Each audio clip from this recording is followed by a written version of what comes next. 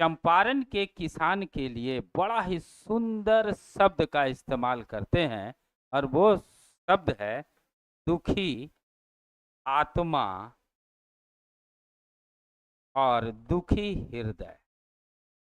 ये शब्द चंपारण के किसान के लिए पीर मोहम्मद मुनीस इस्तेमाल करते हैं जब ये पत्र गांधी जी को।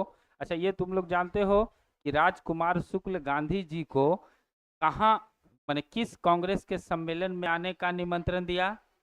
लखनऊ अधिवेशन 1916 में।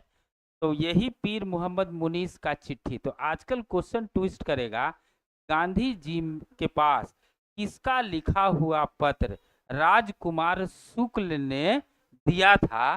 तो पीर मोहम्मद मुनीस का। और इसी में जो चंपारण के किसान थे उनके लिए ये शब्द इस्तेमाल किया था, दुखी आत्मा दुखी। भारतीय किसान के बारे में कहा जाता है कि ऋण में ही जन्म लेते हैं और ऋण में ही बेचारे चले जाते हैं। तो गरीबी हालत को उन्होंने दिखा, दुखी आत्मा और दुखी हृदय। ये जो डायलॉग सुनिन सब गांधी जी कहिन कि अब हम चंपारण जयबे करबो।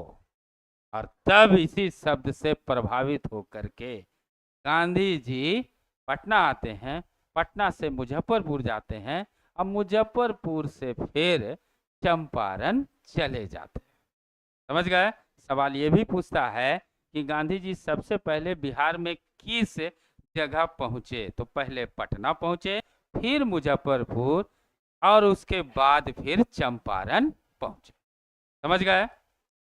तो इनका चिट्ठी आजकल बहुत इंपॉर्टेंट है। परीक्षा में राजकुमार शुक्ल इतना बार पूछ चुका है कि सब लोगों के जुबान पर है। अब पूछेगा कि किसका पत्र उनके हाथ में था? तो पीर मोहम्मद मुनीस। और भारतीय चंपारण के किसान के लिए कौन सा शब्द इसने इस्तेमाल किया था? दुखी आत्मा और दुखी हृदय। नहीं, दुखी हृदय। किसान का हृदय बड़ा दुख, क्योंकि देखो पैसा लगाता है, फसल नहीं हो पाता है तो बेचारा परेशान रहता है कि ऊपर के भरोसे है, जितना पैसा लगाए हैं उसकी आत्मा भी दुखी रहती है और हृदय भी दुखी रहता है। इसलिए भारतीय किसान के लिए ये शब्द पीर मोहम्मद मुनीस न जाने कहाँ से खोजे थे और यही एक ऐसा शब्द था जिसके चलते गांधी जी प्रभावित होकर के चंपारण आने के लिए तैयार हो गए।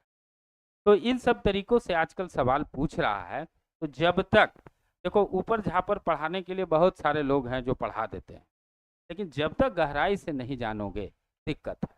अब जैसे धन निष्कासन का सिद्धांत किसका दिया हुआ है? दादा भाई नौरोजी का। अब अगर पूछेगा, इसी तरह इसमें सवाल है कि इसी में सवाल जैसे मदन मोहन मालवीय बीएचयू की स्थापना 1916 में किए हैं। तो पूछेगा, आजकल सवाल है कि मदन मोहन मालवीय ने मुख्य अतिथि के रूप में किसे आमंत्रित किया था? एक डिग्री और आगे का क्वेश्चन है। तो तुम लोग जानते होंगे कि बीएचयू की स्थापना कब हुई? 1916।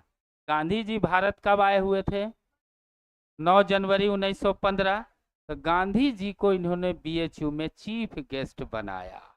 कहा कि गांधी जी आप आकर के फीता काटिए।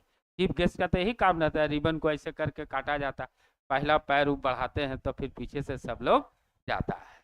तो मुख्य अतिथि गांधी जी को उन्होंने बनाया और गांधी जी जो भाषण दिए उसमें तुम लोग जानते होंगे कि मदन मोहन मालवीय को महामना की उपाधि दी गई। अगर किन्हीं की तैयारी होगी तो ये जानते होंगे। तो पहला सवाल है कि महामना की उपाधि किसको मिला है? मदन मोहन। और किनके द्वारा दिया गया? तो गांधी जी। और कब दिया गया? तो बीएचयू की स्थापना के समय। समझ गए? इस तरह से सवाल आपको आजकल आएगा। एक डिग्री आगे। अभी तक तो सीधे तुम लोग बीएचयू जान रहे थे। अब बीएचयू की उद्घाटन के लिए चीफ गेस्ट किन्हें बनाया गया? तो गांधी जी को।